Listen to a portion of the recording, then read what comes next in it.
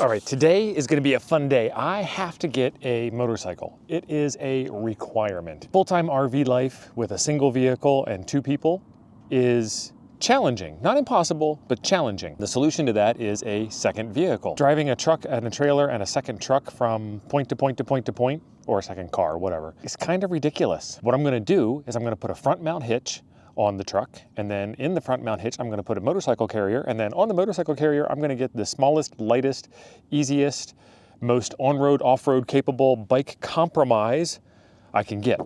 Today's video is going to be about installing that front mount hitch. Let's do it. You have a whole bunch of different choices for hitches. This one is made by Kurt, the one that's made by Reese, and there's another one out there. I'll leave a insert here with a picture of it. I forget what it's called. They all look about the same when you get down to actually getting it out of the box and putting it on the car. Now I need to make sure that I have all the right pieces and can get this project done, and all the right tools, because I'm going to be working on the vehicle that I need to use to get the truck. But luckily, the RV park that I'm at has Tractor Supply right across the street. And if Tractor Supply doesn't work, there's an Ace Hardware within walking distance. So I think I got all this covered. The only thing I'm missing is I was going to say hazard fraught. All y'all people, you know what I'm talking about. Harbor Freight. There ain't one of them around here.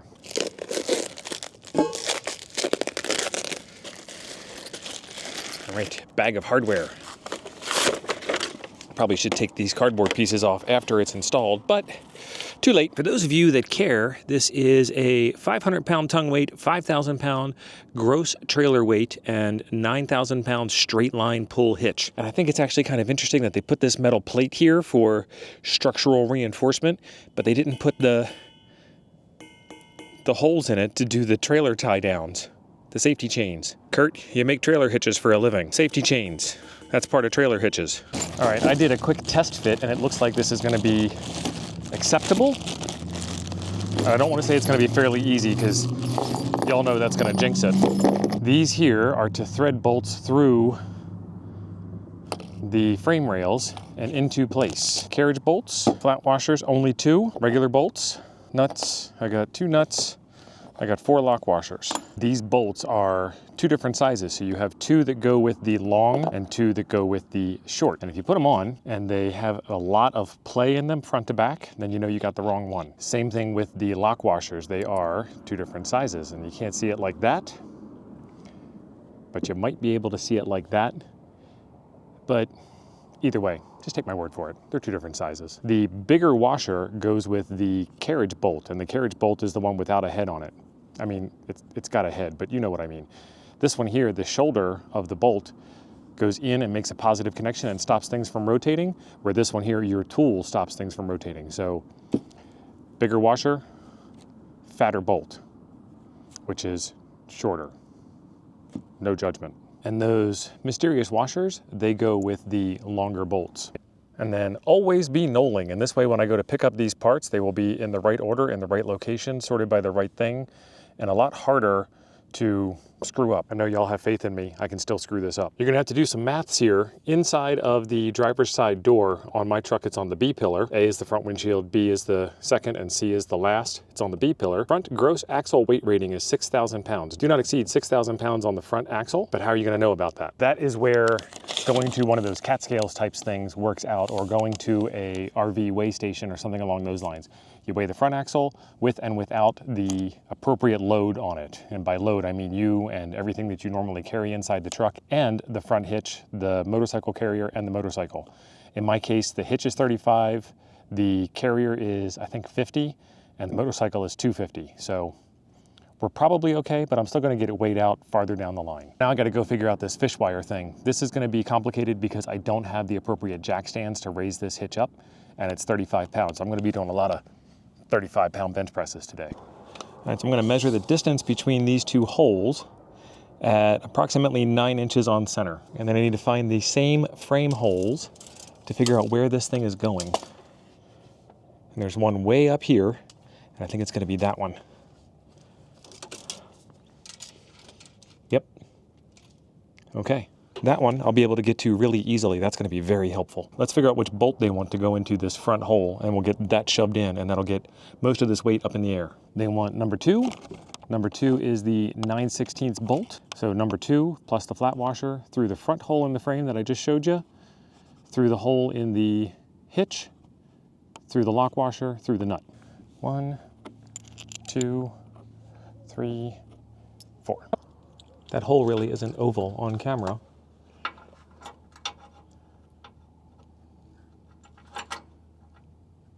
And then that's the very front of the frame rail, because that's the front bumper that you're seeing there. And there's not a lot of room here, so we get an extreme close-up. And then for not having jack stands, this box worked out almost perfectly. It's almost the right height. That's gonna give me a big advantage to getting that hitch up where it belongs without having to carry that load the whole time. There you go, you can see the bolt end popping out and the nut and the washer. So we still have the other half of the hitch resting on the box. And then there is half my weight held by that bolt. I just got to get the other side up. It wasn't terrible, but it's a fun one-person job with a capital F. On this side, this is the hitch, and this is the front sway bar, and it's getting in the way of going up and forward. So I'm gonna actually disconnect this and shove that sway bar backwards to make some room. I had to use some force. We can't call it really percussive force because I didn't bring a hammer, but I used this jack here, this hydraulic jack, to raise up the hitch. I had to use this guy here with part of my bike rack to get some, adjustable leverage kind of thing going on. And with this, you have to be careful because it's got that hole in the middle. So you can only bend one way or else you just actually bend this thing in half. Don't do that. So watch what you're doing. And then let's see if you can see it down in there. There we go. There is the bolt and the nut and the washer on, and there's like no way to get a tool in there in order to tighten that down, but we'll have to figure that out when we get there. So next up, I have to get that hole to that hole, and then once I get that all set up, then I've got to use that special coil thing to throw the bolt through there and cross my fingers and hope. And moving that sway bar really did help a lot. I had to use a little bit of a come along, but this is a great big spring and this is not, so be careful, you've been warned. Okay, so I got this bolt in nice and easy. This is just kind of a placeholder to make sure that this side doesn't fall out of alignment. And now this bolt here needs to be aligned a little bit better. So I'm using that jack to raise up the back end ever so slightly until that bolt goes in.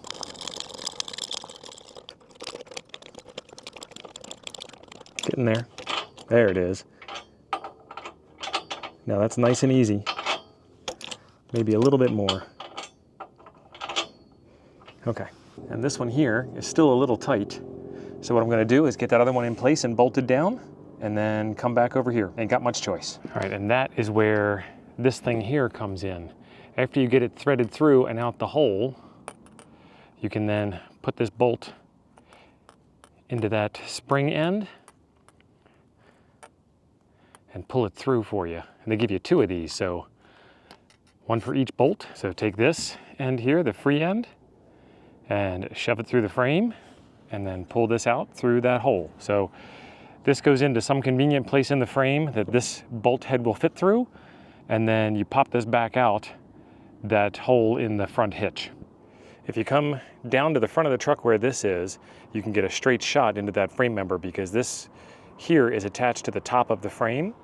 And then down there you can see that's the head of the bolt. And then I'm pulling on the other end of that wire, that fish wire that comes through. Be very gentle. And then right here is where that fish wire comes out. And I'm just going nice and slow and watching. Okay, I found an issue we'll fix here in a second. I'm gonna push it back ever so gently and fix it. So this piece of the spring right here needs to be over the top of the bolt, like that. Let's go do it again. And I could tell because when it was getting ready to come through, that was getting hung up. Oh, it's so close. It's like just a hair too thick. So let's give it a little push with the jack. I'm gonna pull on this ever so slightly. I'm gonna try and twist that so that that fish tape is down at the bottom instead of up at the top. Because there's more, there we go, because there's more wiggle room at the bottom than there is at the top. Perfect. All right, let me get a lock washer and a nut on that. This is one of those times where you have all the time in the world to do it right, no time at all to mess it up. Once this is free, you are totally within the mercy of your gentleness until you get this nut on. There we go. Awesome. All right, we'll come back and tighten that down later. One down, one more to go. Same thing on this side, using the jack in order to lift it up slightly enough. Get that bolt nice and easy into the hole.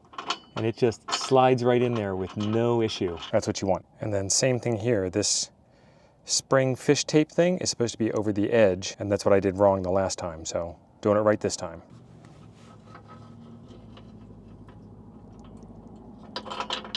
Perfect. All right. So one of these came with a little plastic tip on it. The other one did not. That would not be fun to get that thing stuck in your eyeball. And when you're pulling it off of the end of the bolt, this thing is just flopping around wildly in the breeze.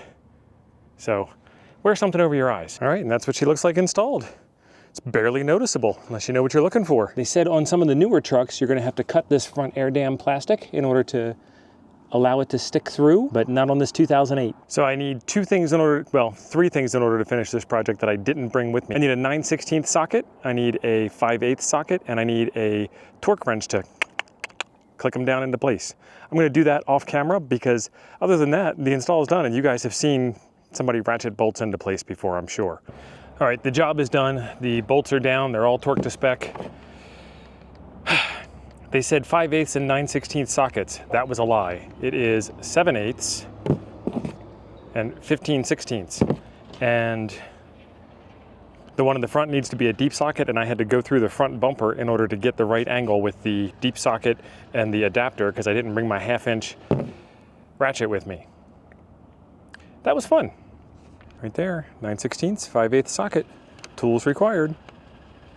So coming up next, I need to build the motorcycle carrier, then I need to go get the bike, and then we need to go on some motorcycle adventures. So be sure you are subscribed by hitting the button down below the video here in order to see that. There will be links for this hitch. This is a Ford F-450 from 2008, and this is supposed to handle 2008 Super Duties up until the present. Thanks for watching and coming along with me on the journey. I'll see you in the next one. In the meantime, there's a video right over here I think you might enjoy next. I'll be over there waiting for you.